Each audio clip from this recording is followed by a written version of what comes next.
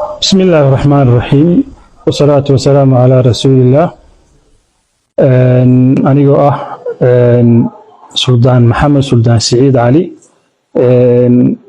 كان سعودة بيشا سواخرون قهيلة مجرتين وحن halkan ku nimi wafdi balaaran oo aan rumayna kaga qayb galno dhismaha maamulka loo dhisayo maamulka isii Khaatumo maadaama aan degno gobolka Sanaag. Halkan waxaan rabaa inaan dhowr kalmood ka soo jeediyo insha Allah. Awalan Ilaahay baa mahadle subhanahu wa ta'ala oo nimcooyin badan nagu galaday.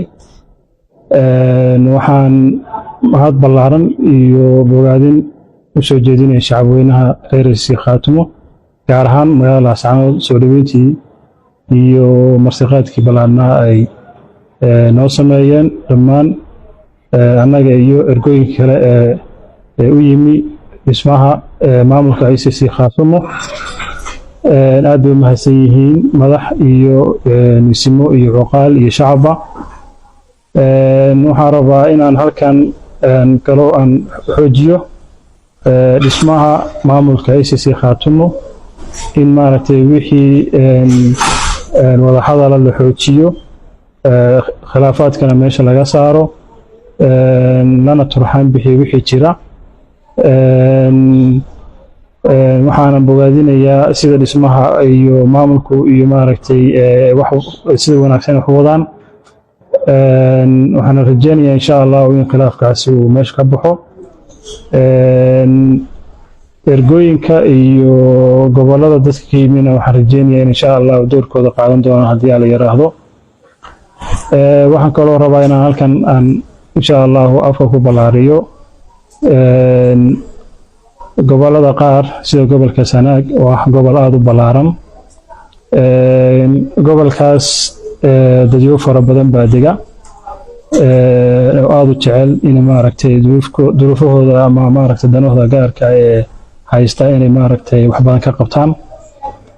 Baahi badan loo qabo maamul la gaarsiiyo oo u baahan yihiin. Waxaan rajaynayaa insha Allah inaanu gobolku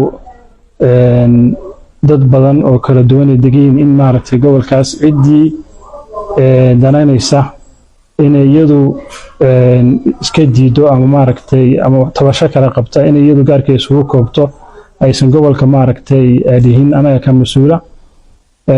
Gobolka dad badan baa degan oo aad maaragtay u jecel inay maamulka isii Khaatumo dhisaan.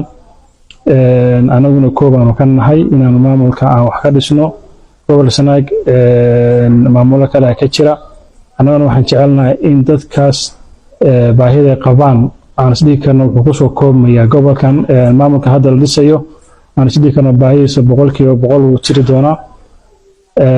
Insha Allah waxaan rajaynayaa ergada ka joogta in gobolkaasi ay kaalin weyn ka qaadan doonaan dhismaha maamulka isii Khaatumo insha Allah haddii la yiraahdo. Waana ku filan yihiin gobol Sanaag inta ka joogta halkan inay ka qayb qaataan dhismaha maamulka isii Khaatumo. Umana xidhnaan doonto qolo kaliya inay iyagu isku koobaan inay maaragtay gobol Sanaag ka mas'uul yihiin.